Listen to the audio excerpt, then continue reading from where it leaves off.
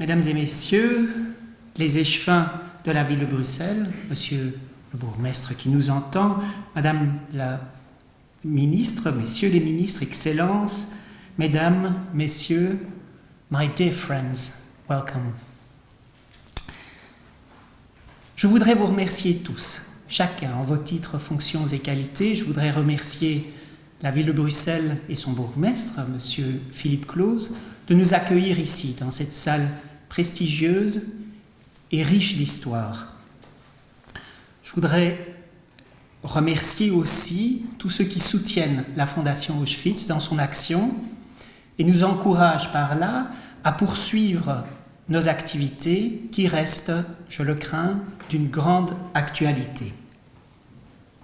Nous sommes réunis aujourd'hui pour la remise du prix de la Fondation Auschwitz et de la Fondation Jacques Rosenberg. L'an dernier, comme l'a dit Henri Goldberg, nous n'avons pas pu nous réunir pour remettre ces prix.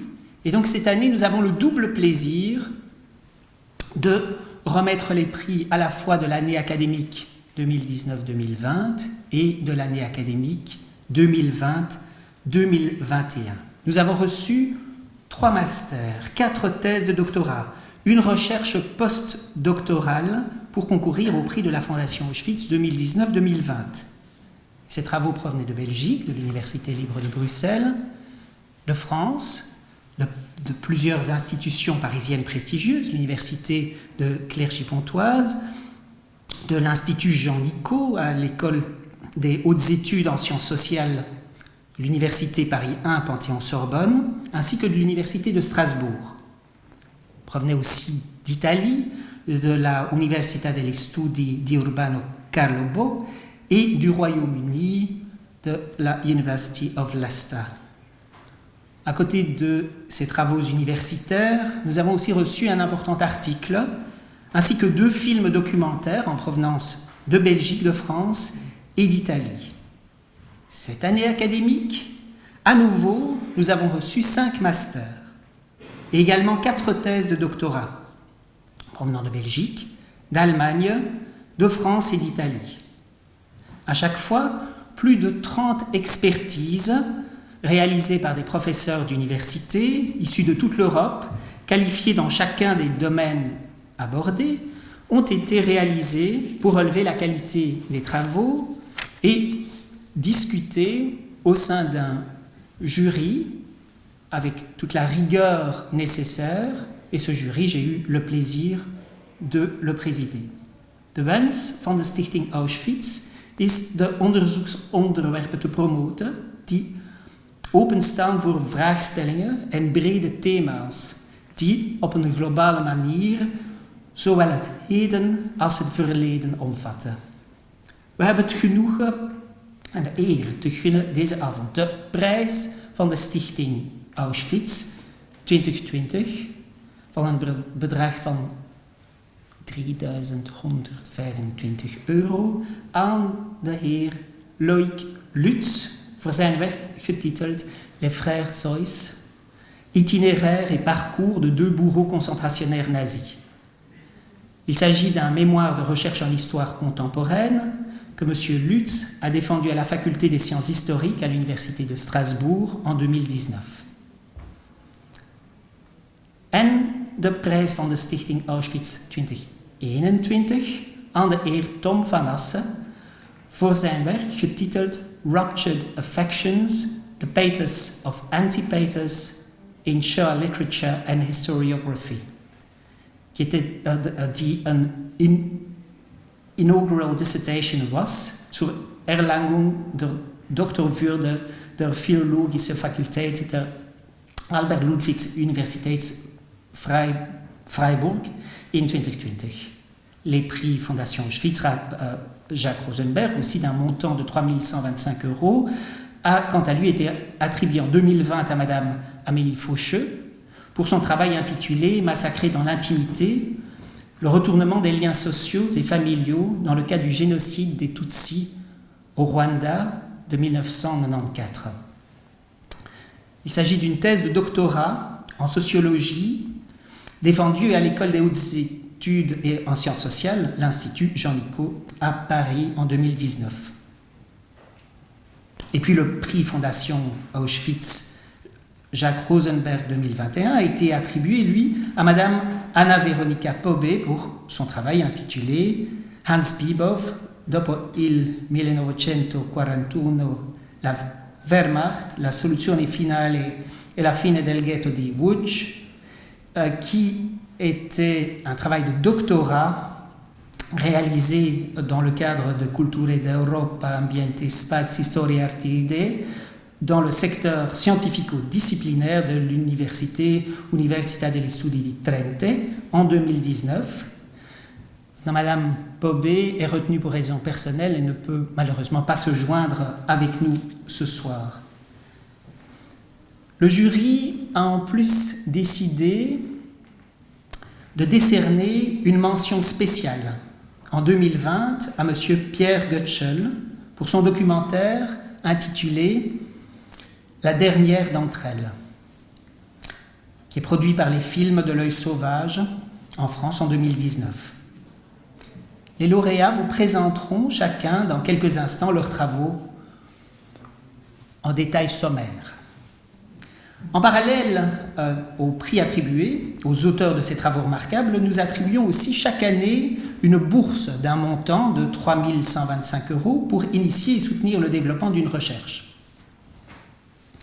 Pour concourir à cette partie de notre activité, nous avons reçu 6 propositions d'études l'an dernier, c'est-à-dire un projet de recherche de Master 2 en histoire, en provenance de France, un projet de doctorat, également en provenance de France, 2 projets de films documentaires de Belgique et de France, un projet de spectacle théâtral de Belgique et un projet d'exposition photographique de Belgique, ainsi que les propositions reçues cette année en 2021.